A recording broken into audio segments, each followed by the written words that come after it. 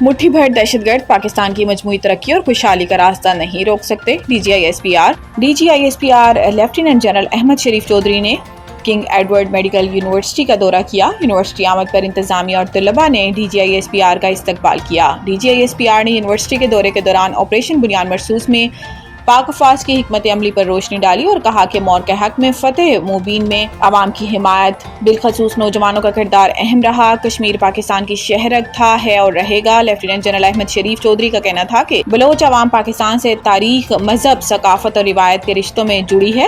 مٹھی بھر دہشت گرد بلوچستان اور پاکستان کی مجموعی ترقی اور خوشحالی کا راستہ نہیں روک سکتے۔ آئی ایس پی آر کے مطابق آپریشن بنیاد مرصوص کی تاریخی فتح پر طلباء و طالبات نے افواج پاکستان کو خراج تحسین پیش کیا اور طلباء و طالبات اور فیکلٹی ممبران نے ایسے مزید انٹریکٹیو سیشنز کے انعقاد کی خواہش کا اظہار کیا۔ وزیر اعلیٰ خیبر پختونخوا کی آل پارٹیز کانفرنس، آج اپوزیشن کا بائیکاٹ کا اعلان۔ اپوزیشن لیڈر ڈاکٹر عباد اللہ نے اے پی سی کو نمائشی قرار دیتے ہوئے کہا کہ صوبائی حکومت کے فیصلے غیر سنجیدہ ہیں اور ایسی کانفرنس محض سیاسی دکھاوا ہے۔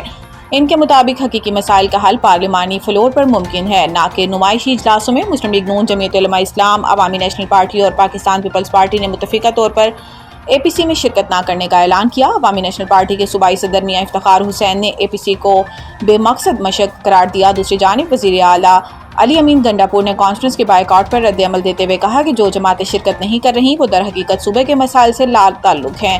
ان کا مزید کہنا تھا کہ امن عوام کے تعاون سے ہی ممکن ہے اور حکومت تمام سیاسی جماعتوں کو اعتماد میں لینے کے لیے کوشاں ہے۔ وزیر اعلیٰ نے واضح کیا کہ سینٹ انتخابات میں کسی قسم کی ہارس ٹریڈنگ نہیں ہوئی۔ انہوں نے کہا کہ سینٹ امیدواروں کی فہرست پارٹی بانی نے خود کی دی تھی اور عرفان سلیم کا نام بانی کے فیصلے پر فہرست سے نکالا گیا ہے۔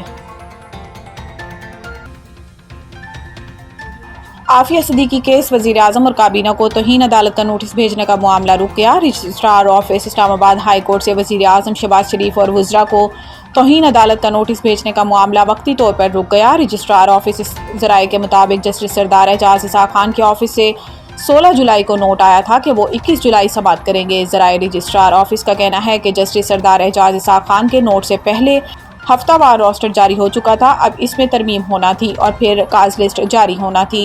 رجسٹرار ہائی کورٹ کے مطابق ہم نے جسٹس سردار اعجاز اسحاق خان کی 21 جولائی کی سماعت کے لیے حوالے سے 16 جولائی کے بعد مجاز اتھارٹی کو نوٹ لکھا تھا۔ مجاز اتھارٹی کا جواب ابھی نہیں آئے گا تو ہی اس پر کچھ بتا سکیں گے۔ رجسٹرار آفس کے ذرائع کے مطابق کیس مقرر نہیں تھا جس کو سنا گیا اور آرڈر ہوا، اور اب اس سے متعلق عدالتی آرڈر پر نوٹس کیسے بھیجیں؟ مجاز اتھارٹی سے اس حوالے سے رائے لیں۔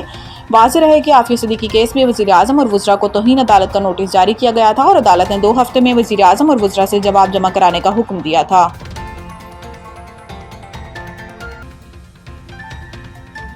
سستی بجلی کی امیدوں کو دھچکا، آئی ایم ایف نے وزارت توانائی کا اہم پیکج مسترد کر دیا۔ ذرائع کے مطابق وزارت توانائی کے اعلیٰ حکام مارجنل پیکج پر آئی ایم ایف کو قائل کرنے میں ناکام رہے، جس کے باعث یہ اہم منصوبہ فی الحال تعطل کا شکار ہو گیا۔ تاہم حکام کا کہنا ہے کہ اس پر دوبارہ بات چیت اگلے اقتصادی جائزہ مذاکرات میں متوقع ہے۔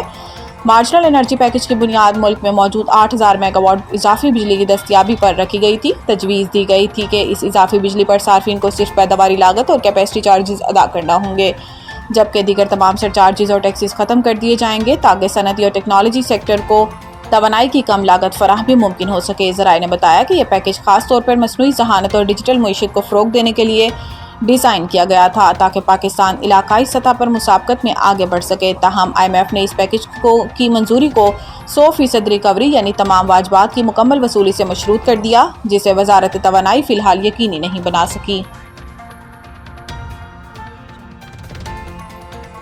اسکردو میں ایک اور کلاؤڈ برسٹ، سیلابی ریلے کی زد میں آ کر 49 مکانات، 20 دکانیں اور 2 مساجد مکمل طور پر منہدم ہو گئیں۔ سب ڈویژن دیگونی میں بھی شدید بارشوں کے باعث ایک مکان کی چھت گرنے کا واقعہ پیش آیا، جس کے نتیجے میں ایک لڑکی ملبے تلے دب کر جاں بحق ہو گئی۔ متاثرہ علاقوں میں امدادی کارروائیاں جاری ہیں، تاہم دشوار گزار راستوں اور منقطع رابطوں کے باعث ریسکیو کاموں میں مشکلات درپیش ہیں۔ یہ حادثہ ایسے وقت میں پیش آیا جب 2 روز قبل ضلع دیامر میں بھی کلاؤڈ برسٹ کے بعد سیلاب اور لینڈ سلائیڈنگ نے تباہی مچا دی تھی۔ اس واقعے میں لودھرا سے تعلق رکھنے والے ڈاکٹر، ان کے دیور اور سسر جاں بحق ہو گئے تھے، جبکہ ان کا بیٹا تاحال لاپتہ تھا۔ امدادی ٹیموں نے فوری کارروائی کرتے ہوئے 200 سے زائد سیاحوں کو ریسکیو کر کے چلاس منتقل کیا تھا۔ دیامر میں 8 کلومیٹر طویل رابطہ سڑک بھی تودوں کی زد میں آ کر تباہ ہو چکی ہے۔ شدید بارشوں اور سیلاب کے باعث ملک بھر میں ہنگامی صورتحال ہے۔ متاثرہ علاقوں میں فوری امدادی کارروائیاں اور بحالی کے اقدامات کا مطالبہ زور پکڑ رہا ہے۔ محسن نقوی کی بنگلہ دیشی وزیر کھیل سے ملاقات۔ کرکٹ کے فروغ کے تعاون پر اتفاق۔ Chairman P C B Mohsin Naqvi نے بنگلہ دیش کے امپائر کو پاکستان میں ٹریننگ کی دعوت دی، جبکہ سپورٹس کے فروغ کے لیے پی سی بی اور پی سی بی میں باقاعدہ معاہدہ کیا جائے گا۔ ملاقات میں نوجوانوں کی اسکلز ڈیولپمنٹ اور روزگار سے متعلق مشترکہ اقدامات کی ضرورت پر زور دیا گیا۔ اعلیٰ تعلیم، اسکالرشپ پروگرامز اور تعلیمی میدان میں ایک دوسرے کے تجربات سے فائدہ اٹھانے پر بھی گفتگو کی گئی۔ سولر انرجی میں جدت اور باہمی تعاون بڑھانے کے حوالے سے بھی بات چیت کی گئی۔